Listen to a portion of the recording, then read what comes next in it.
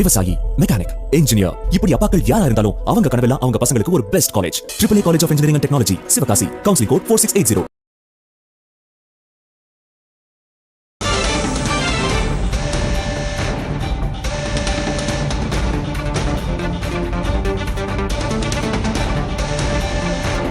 திருச்சி கிழக்கு தொகுதி காலியானதாக அறிவிப்பு வெளியிடப்பட்டிருக்கிறது. நமக்கு தெரியும், ஏற்கனவே பெரம்பூர் மற்றும் திருச்சி கிழக்கு ஆகிய தொகுதிகளில் முதலமைச்சர் விஜய் போட்டியிட்டு வெற்றி பெற்றிருந்தார். இந்நிலையில் பெரம்பூர் தொகுதியை தக்க வைத்துக் கொண்டு திருச்சி கிழக்கு தொகுதியின் சட்டமன்ற உறுப்பினர் பொறுப்பிலிருந்து அவர் ராஜினாமா செய்திருந்தார். இந்நிலையில் திருச்சி கிழக்கு தொகுதி காலியானதாக அறிவிக்கப்பட்டிருக்கிறது.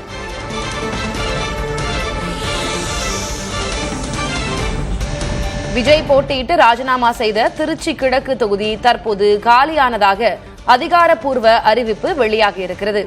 முதலமைச்சர் விஜய் பெரம்பூர் மற்றும் திருச்சி கிழக்கு ஆகிய இரு தொகுதிகளிலும் போட்டியிட்டு 2 தொகுதிகளிலும் வெற்றி பெற்றிருந்தார். இந்நிலையில் அவர் பெரம்பூர் தொகுதியின் சட்டமன்ற உறுப்பினராக தொடர்கிறார். திருச்சி கிழக்கு தொகுதியிலிருந்து அவர் ஏற்கனவே ராஜினாமா செய்துவிட்டார். இந்நிலையில் திருச்சி கிழக்கு தொகுதி காலியானதாக அதிகாரப்பூர்வமாக அரசு சார்பாக அறிவிக்கப்பட்டிருக்கிறது. அண்மை செய்தியாக பார்க்கிறோம்.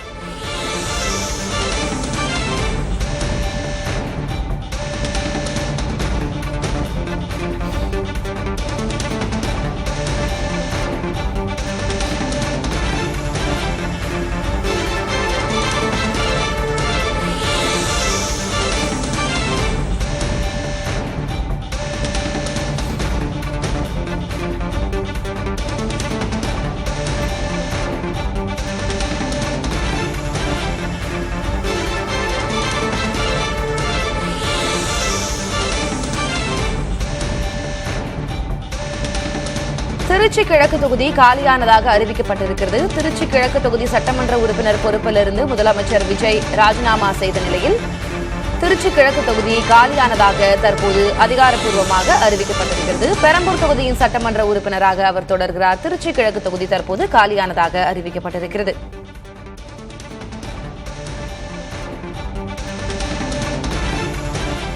திருச்சி கிழக்கு தொகுதிக்கு இன்னும் 6 மாதங்களில் இடைத்தேர்தல் நடைபெறும்.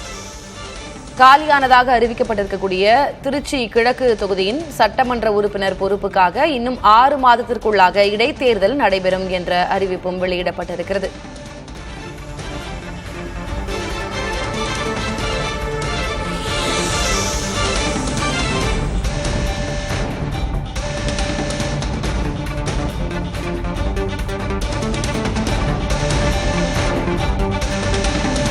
காலியானதாக அறிவிக்கப்பட்டிருக்கும் திருச்சி கிழக்கு தொகுதிக்கு இன்னும் 6 மாதங்களுக்குள்ளாக இடைத்தேர்தல் நடைபெறும் என்ற அறிவிப்பும் வெளியாகியிருக்கிறது. அரசிதழில் அதிகாரப்பூர்வமாக இத்தொகுதி காலியானதாக அறிவிக்கப்பட்டிருக்கிறது. இந்நிலையில் 6 மாதங்களுக்குள் இடைத்தேர்தல் திருச்சி கிழக்கு தொகுதிக்கு நடைபெறும் என்ற அறிவிப்பும் அதில் வெளியாகியிருக்கிறது.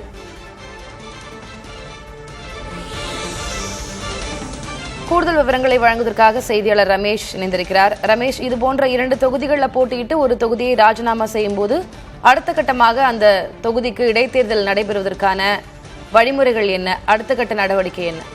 அதாவது இந்த தொகுதி காலி தற்போது கெசட்ல வந்ததுக்கு அப்புறமா என்ன பண்ணுவாங்கன்னா, எலெக்ஷன் கமிஷன் அடுத்த கட்ட இனிஷியேட்டிவ் தொடங்குவார்கள். அடுத்ததாக மற்ற மாநிலங்களில் ஏதாவது இடைத்தேர்தல் வருகிறதா என்று பார்ப்பார்கள். அதோடு சேர்த்து திருச்சி கிழக்கிற்கும் தேர்தல் நடத்துவதற்கு திட்டமிடுவார்கள். இதுதான் நடைமுறையாக இருக்கிறது. இந்த கெசட்ல வெளியிட்டது தற்போது தலைமை தேர்தல் அதிகாரிக்கு செல்லும். தலைமை தேர்தல் அதிகாரி அடுத்த கட்ட நடவடிக்கைகளை எடுத்து இது 6 மாதத்திற்குள் அங்க தேர்தல் நடத்தப்பட வேண்டும் என்பது விதி. ஏனென்று சொன்னால் அந்த பகுதி மக்கள் 2 லட்சம் வாக்காளர்கள் இருக்கிறார்கள் என்று சொன்னால் அவர்களுக்கு என்று ஒரு மக்கள் பிரதிநிதி வேண்டும். ஏனென்று சொன்னால் மற்ற எம்எல்ஏக்கள் அனைவருமே அவர்கள் தொகுதி சார்ந்து பேசுவார்கள். இந்த தொகுதிக்கென்று மக்கள் பிரதிநிதிகள் இல்லாமல் போய்விடக் கூடாது என்பதற்காக தான் அரசியல் சாசனம் அதற்கான வழிமுறைகளை கொடுத்திருக்கிறது. இந்த தொகுதி காலி என அறிவிக்கப்பட்டதால் குறிப்பாக அங்கே இடைத்தேர்தல் வருவதற்கான வாய்ப்புகள் இருக்கிறது. 6 மாதத்தில் அங்கு இடைத்தேர்தல் நடத்தப்பட்டு அங்கே வெற்றி பெறுவர் சட்டமன்றத்தில் எம்எல்ஏவாக பொறுப்பேற்று அவர் மக்கள் கடமையை ஆற்றுவார் என எதிர்பார்க்கப்படுகிறது. திலகவதி, மற்ற கட்சிகள் சார்பாக ஏற்கனவே அந்த தொகுதியில் வேட்பாளராக நின்றவர்கள் களம் காண்பதற்கான வாய்ப்பும் ஏற்படும். அதேபோல தாவேகா சார்பாக முதலமைச்சர் விஜய் அங்கு ராஜினாமா செய்திருந்தாலும் தாவேகா சார்பாக வேறொரு வேட்பாளர் களம் இறங்குவதற்கான வாய்ப்பு இருக்கும். திருச்சி கிழக்கு தொகுதியை பொறுத்த வரைக்கும் அடுத்த 2 இடங்களை பிடித்தவர்கள் யார்? 2வது இடம் 3வது இடம் பிடித்தது எந்தெந்த கட்சி? நிச்சயமாக அங்க இனிகோ இறுதிராஜ் திமுக சார்பில் உதயசூரியன் சின்னத்தில் போட்டியிடவர் இருக்கிறார். அதே போல குமார் போல இரட்டை இலை சின்னத்தில் போட்டியிட்டவரும் இருக்கிறார்கள். எனவே 3 முனை போட்டி நாம் தமிழர் கட்சி சார்பாகவும் வேட்பாளர்கள் நிறுத்தப்பட்டிருக்கிறார்கள். குறிப்பாக இது போன்று 2 தொகுதிகளில் போட்டியிடக்கூடிய வழக்கம் முன்னாள் முதலமைச்சர் ஜெயலலிதா இருக்கும்போது 1996 பர்கூர், காங்கேயம் ஆகிய 2 தொகுதிகளில் போட்டியிட்டார். 2லுமே தோல்வி அடைந்தார். முதல் முறையாக ஒரு முதலமைச்சர் 2 தொகுதியிலுமே தோல்வி அடைந்த ஒரு வரலாறும் இருக்கிறது. இது வட மாநிலங்களில் தான் அதிகமாக ராகுல் காந்தி என்ன பண்ணுவார் பாத்தீங்கன்னா, அமேதியிலும் போட்டியிடுவார், அதே போல வயநாட்டிலும் போட்டியிடுவார். அது போன்று சோனியா காந்தி இருக்கும்போது ரேபரேலியில் போட்டியிடுவார், மற்றொரு இங்கு பெல்லாரியில் போட்டியிடுவார். இது போன்று தேசிய தலைவர்கள் தான் இது போன்று 2 இடங்களில் போட்டியிடுவார்கள்.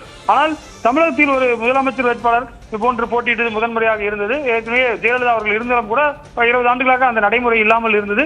தற்போது அந்த காலியிடம் உறுதியாக இருக்கிறது. திமுக சார்பில் யார் போட்டியிடுவார்கள் என்ற எதிர்பார்ப்பு இருக்கிறது. அதே போல விடுதலை சிறுத்தைகள் கட்சி தலைவர் திருமாவளவன் போட்டியிடுவாரா என்ற ஒரு எதிர்பார்ப்பும் இருக்கிறது. ஏனென்று சொன்னால் அவர் ஏற்கனவே கூட்டணி பேச்சுவார்த்தையின் போது அவர் துணை முதலமைச்சர் என்ற ஒரு பேச்சுவார்த்தையும் நடைபெற்றது. ஒருவேளை அவர் போட்டியிட்டு துணை முதலமைச்சர் ஆகிறாரா என்பன போன்ற எதிர்பார்ப்பு எழுந்திருக்கின்றது. திலகவதி, விவரங்களுக்கு நன்றி ரமேஷ். விவசாயி, மெக்கானிக், இன்ஜினியர், இப்படி அப்பாக்கள் யாரா இருந்தாலும் அவங்க கனவெல்லாம் அவங்க பசங்களுக்கு ஒரு best college. AAA college of engineering and technology, Sivakasi. Counselling code 4680.